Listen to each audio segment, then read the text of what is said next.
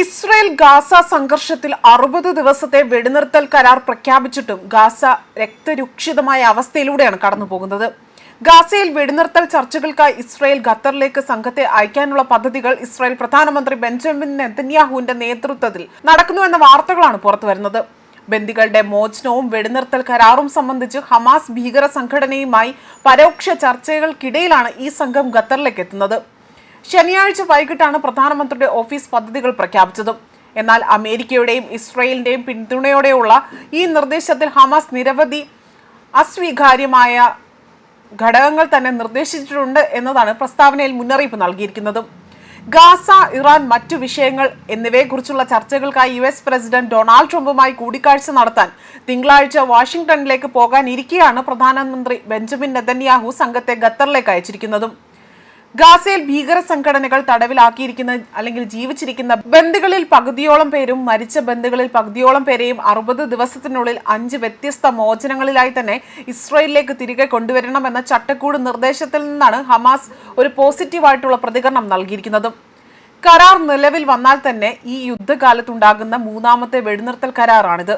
2023 October 7 തുടങ്ങിയ Israel Hamas ഏറ്റുമുട്ടലിൽ ഇതുവരെ 57,000-ലധികം പാലസ്തീനികൾ കൊല്ലപ്പെട്ടു കഴിഞ്ഞു.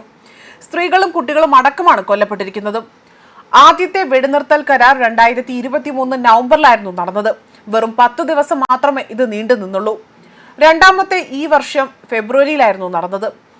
ട്രംപ് അധികാരത്തിൽ വരുന്നതിന് പിന്നാലെ തന്നെ അദ്ദേഹത്തിന്റെ നിർബന്ധത്തിന് വഴങ്ങി മനസ്സോടെ തന്നെ ഇസ്രായേൽ പ്രധാനമന്ത്രി ബെഞ്ചമിൻ നെതന്യാഹു വെടിനിർത്തലിന് തയ്യാറാവുകയായിരുന്നു. എന്നാൽ മാർച്ചിലേക്ക് വെടിനിർത്തൽ നീട്ടാൻ ഇസ്രായേൽ വിസമ്മതിച്ചതോടുകൂടി തന്നെ രണ്ടാമത്തെ കരാറും അവസാനിച്ചു. മൂന്നാമത്തെ കരാറിൽ പറയുന്ന പ്രധാന വ്യവസ്ഥകൾ ഇങ്ങനെയാണ്: ഹമാസ് തടവിലാക്കിയ ബന്ദികളെ ഘട്ടം ഘട്ടമായി തന്നെ മോചിപ്പിക്കുക, ഇസ്രായേൽ ജയിലുകളിലെ 100 കണക്കിന് പാലസ്തീനികളെ മോചിപ്പിക്കുക, ഗാസയ്ക്ക് അത്യാവശ്യമായ സഹായങ്ങൾ ലഭ്യമാക്കുക, സമീപ മാസങ്ങളിൽ പിടിച്ചെടുത്ത ഗാസയുടെ ചില ഭാഗങ്ങളിൽ നിന്ന് ഇസ്രായേൽ സൈന്യത്തെ ഘട്ടം ഘട്ടമായി തന്നെ പിൻവലിക്കുക എന്നിവയാണ് പുതിയ വ്യവസ്ഥയിൽ പറയുന്ന കരാറുകൾ. അതുപോലെ തന്നെ ഈ കാലയളവിൽ ഭാവിയെക്കുറിച്ചുള്ള ചർച്ചകൾ നടത്തും. ബന്ദികളെ മോചിപ്പിക്കുന്നതടക്കമുള്ള കാര്യങ്ങൾ അംഗീകരിച്ചാൽ ഇസ്രായേൽ ആക്രമണങ്ങൾ അവസാനിപ്പിക്കുമെന്നും യുദ്ധത്തിന് സ്ഥിരമായ അന്ത്യം കുറിക്കുന്നതിനെ കുറിച്ചുള്ള ചർച്ചകൾ നടത്തുമെന്നും ഹമാസിന് ട്രംപ് ഉറപ്പ് നൽകിയിട്ടുണ്ട്. കഴിഞ്ഞ മാസം നടന്ന ഇറാൻ ഇസ്രായേൽ ഏറ്റുമുട്ടലാണ് ഇപ്പോഴത്തെ വെടിനിർത്തലിലേക്ക് വഴിതെളിച്ചതും. US മധ്യസ്ഥതയിലാണ് ഇറാനും ഇസ്രായേലും സംഘർഷം അവസാനിപ്പിച്ചതെന്നാണ് ട്രംപ് അവകാശപ്പെട്ടതും. അതിന്റെ തുടർച്ചയായിട്ടാണ് ട്രംപ് ഇസ്രായേൽ ഹമാസ് വെടിനിർത്തലിനും അതുപോലെ ട്രംപ് ഇടപെട്ടിരിക്കുന്നതെന്നാണ് വാദമുന്നയിക്കുന്നതും. ഇറാനുമായി നടന്ന ഏറ്റുമുട്ടൽ ബെഞ്ചമിൻ നെതന്യാഹുവിന് നേട്ടമുണ്ടാക്കിയിട്ടുണ്ട്.